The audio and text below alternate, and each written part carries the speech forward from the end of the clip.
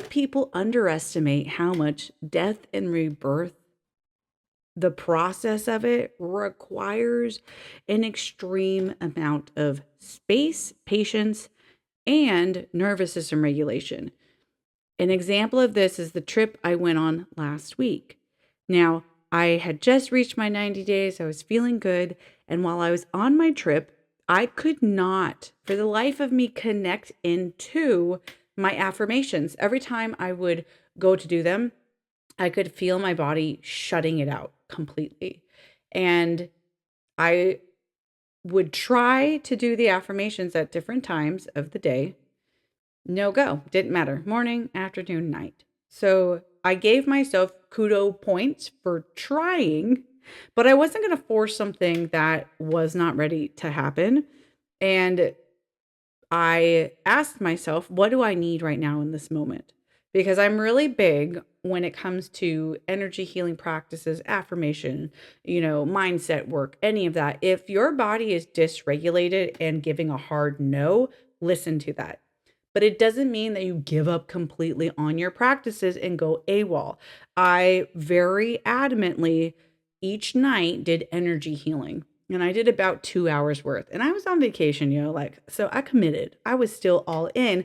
I just adjusted because it was A, the full moon, B, a memorial service for two of my grandparents. So there was a lot of not only energy building up to this moment, but energy that just needed to be released during. Because when you go through any type of,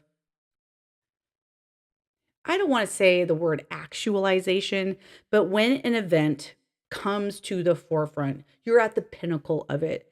You have to go up a hill to get to that peak, and then you got to go down a hill. And when I started this practice, it's the same analogy that I gave for a manifestation. Your body goes up that hill, and then once you get that manifestation, you're at the very tippy top of Manifestation Mountain, and then you go down. Now, getting up and down requires energy healing work to assist you in regulating your body. You need to regulate yourself as you go up. And then when you come down, your body is going to naturally release cortisol. Because even if something is good, a goal, some type of any goal that you're reaching, an event, something that has meant a lot to you, and you finally reach it, there's a stress release that happens. The analogy that I give a lot of the time is taking a test. The studying that goes into it, you get to that test, you take it, your body goes, oh, I can breathe, I can relax now. A lot of the times we are unaware of how much effort we're putting in to sustain a certain lifestyle to get to the top. And once we get to the top, we got to come down. And this is where a lot of people can remain dysregulated. So while I was there, I had reached that pinnacle, but my body was decompressing. And to be honest, that's why I'm not surprised I'm sleeping so much. My body is just catching up on its sleep. I'm still doing my energy healing. And as soon as I got home, those affirmations started hitting in the best way possible. And I actually learned something, and I'll be sharing that with you in just a moment. But I wanted to share the importance of if there is something big going on in your life, and these affirmations have to take the back seat in order for you to implement a healing style that will support you during that time, go for it. Don't give up on it. I still tried. It just didn't take until I got home. Yeah, I just didn't have space for it. Call it a break, call whatever you want. Because I did not reach my minimal goal, what I am doing is I am combining the affirmations. So I'm doing the ones that I started with, and then I'm adding in the second ones that are happening this week. So I stay in alignment, B, reach my goals and give myself grace, and C, it allows me to, I just want to reach my goals and I don't want to put them on the back burner. But I think that's life. Sometimes life happens and we have to put things to the side so that we can reach the goal that is most important in the moment. That is a big lesson that I am learning so readily in many areas of my life. And I'm happy that got to have that experience, got to be with family, but that can take a lot out of you, especially dealing with the death of a loved one. That can take a lot out of you, even after the fact. So I'm giving myself a lot of grace. I did do the affirmation practice about 5 times last week. So I only need to do it 2 more times because I want to reach my minimum, which is 7 listens to that affirmation, 7 mindful manifestation, affirmation works. And so for me, I am doing 7 in total. Some of them are going into another week, but I'm not giving up on that because I want to do at least 7 in 1 week. That is my minimum. And because I didn't reach it, I'm giving myself grace. I'm forgiving. I'm giving myself a few extra days. But because I want to stay on track, I'm combining the last week's, I'm listening to it first, and then I'm listening to this week's second. So is it taking up a little more time? Yes. Am I okay with that? Absolutely yes. Because I'd rather stay on track and I'd rather give myself that flexibility to come with me, that dexterity in understanding life's forever pulsation and mm, just when I think of pulsing, I think of this stretching kind of experience. And when it's stretching, sometimes it'll be small stretches, sometimes it'll be big. And when there are big moments like the one I had last week, not only do we have an extreme full moon, but going through all that stuff, traveling, that was a big influx. So as I'm coming back to a regulated space, I'm okay with understanding that my practices are going to be stretched. I'm going to be stretched. And so seeing where I need to pull back so I don't stretch past my bandwidth as I grow is important because yes, I will get to that point where I can handle these big waves, but at the moment I'm okay doing this. So it means where do I need to pull back? And then as I go into this week, I can still deal with this because I'm already there, but I'm just replacing some things with other things that were missed. It's a game I feel of adult Tetris. You figure out what pieces need to go where and you just figure it out as you go. So this week, what I found was a lot of grace on the other end of this trip. There was a lot of love for myself, and not for myself, just kind of for the world around me. I feel like that was just such a pivotal trip for me in releasing what no longer serves so I could step into this present moment more fully awake to my divine good. And it's crazy to me how when we don't release this emotional stuff, that baggage can really bring us down. And I know a lot of us have to keep pushing to keep, I hear surviving and I hear living. It's just simply living. And that can create a lot of damage down the road if we don't take the time to do the energy healing to release and whatever form of energy healing you do, you boo. I'm just saying, whatever floats your boat. I know for myself, it's very crucial to cleanse and clear. And I did that not only to stay in alignment and keep my energy flowing while traveling, because traveling will, you are introduced to a lot of different energies, but going into different time zones and you're on different parts of the earth. So all of that can create a lot of dysregulation, but not even just the physicality of it, but your schedule gets messed up, your sleep schedule gets messed up. And then you add in heavy emotions. Unresolved emotions are some of the biggest dysregulation factors that people don't, I think they do calculate it in, but I don't think they calculate in just how much of an energetic charge those have. Because you not only have yours, but you also have everyone else that you're around. And so think about the situations you're in, the charges that not only you have, but other people around you in your immediate party, and then extend it out. Because again, there was a full moon, so that was very extreme. There was a lot of stuff going on collectively. So I was very grateful to have made it through grounded and to come back home grounded and to stay in accordance with my practices. And what I found this morning when I reconnected was the beauty of being able to use the affirmations not only for yourself, but for other people. And in the last affirmation of this week, it uses two different verbiage where one is a plural, it says we, and then in the same affirmation it says I.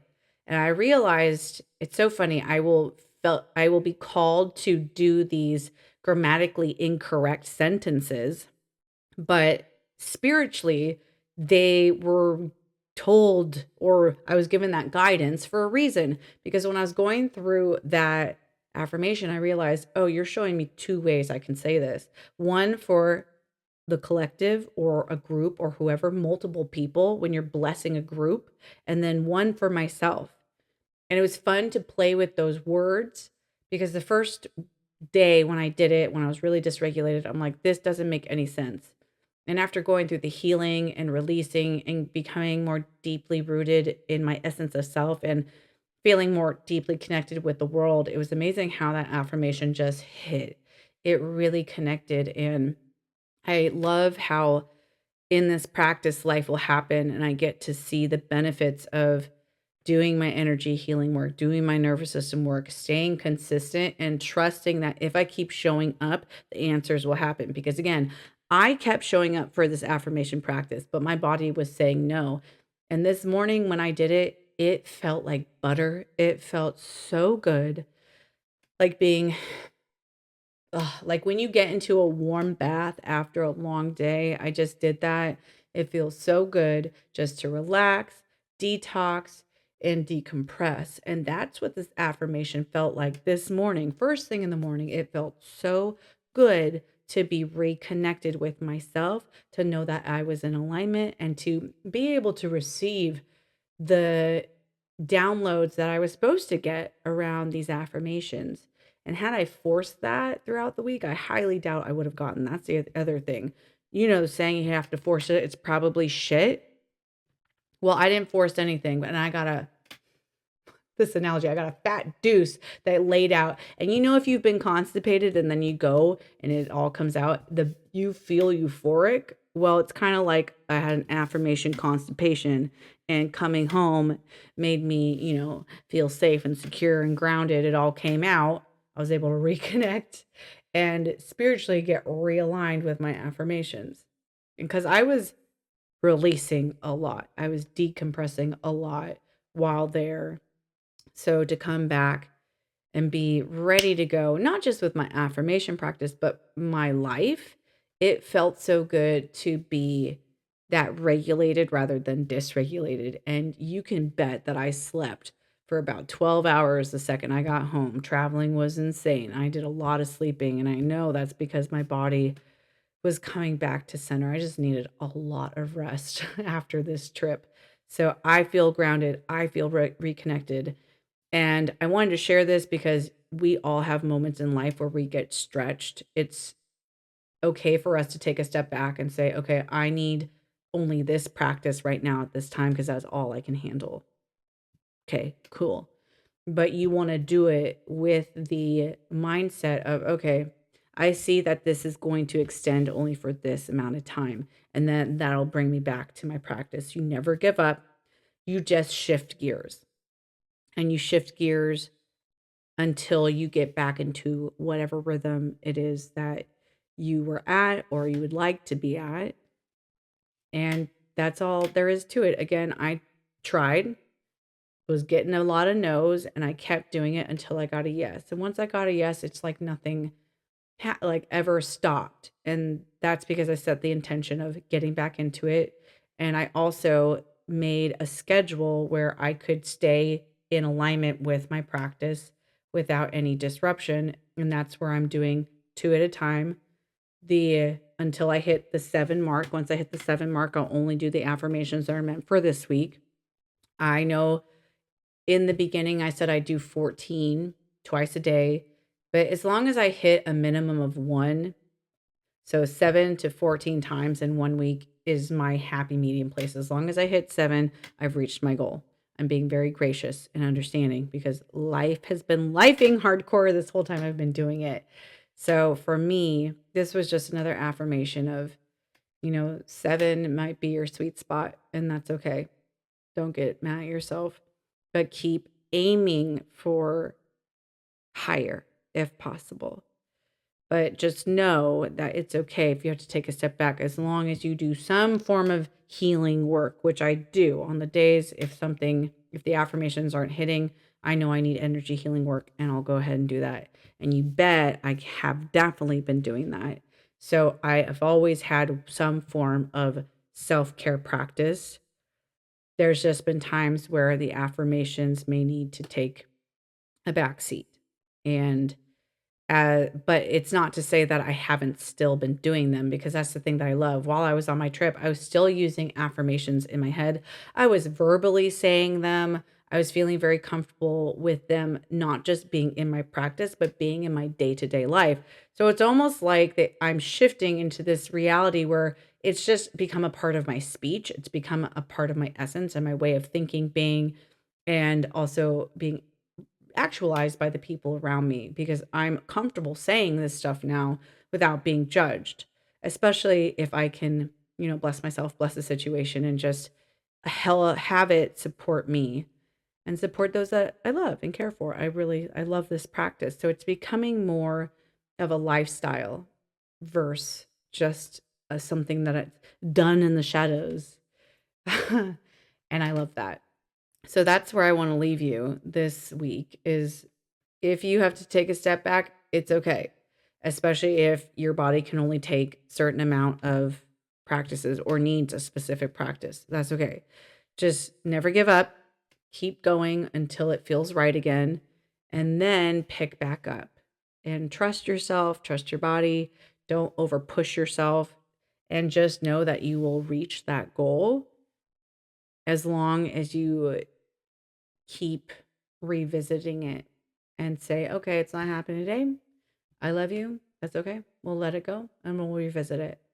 There's a lot of detachment was happening last week in more than one way. And it's nice to be sometimes it's nice to detach and then come back to, your state of being reality. And I think that's true.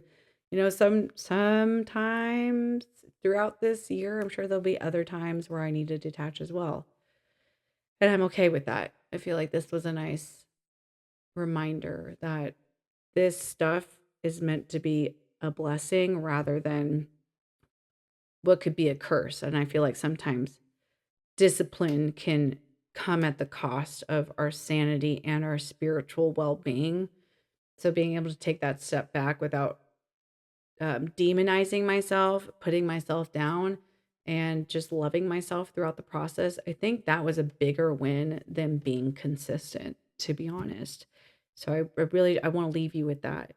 Is sometimes choosing your sanity is better than keeping up with the practice, especially if your bandwidth is being stretched and you need to take a step back so your well-being can heal, can process, and can be present. That's, to me, is more important at times.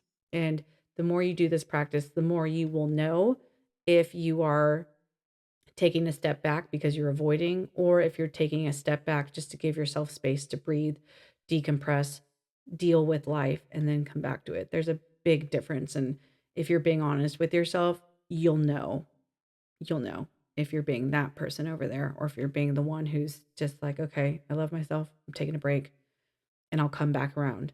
I am consciously aware that I'm taking space, and I'm consciously aware that I want to reconnect with this. You're not being an avoidant.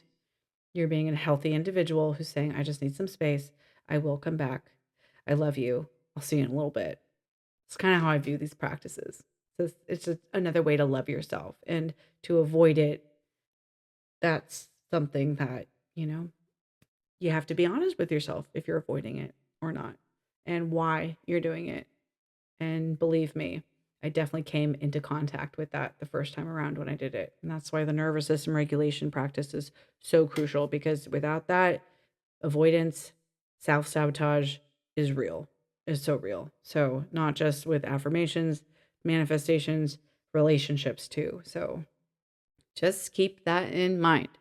Be real with yourself, give yourself love and encouragement, and also give yourself grace when you do need space. So I hope you all have a blessed week, and we'll see you in the next video.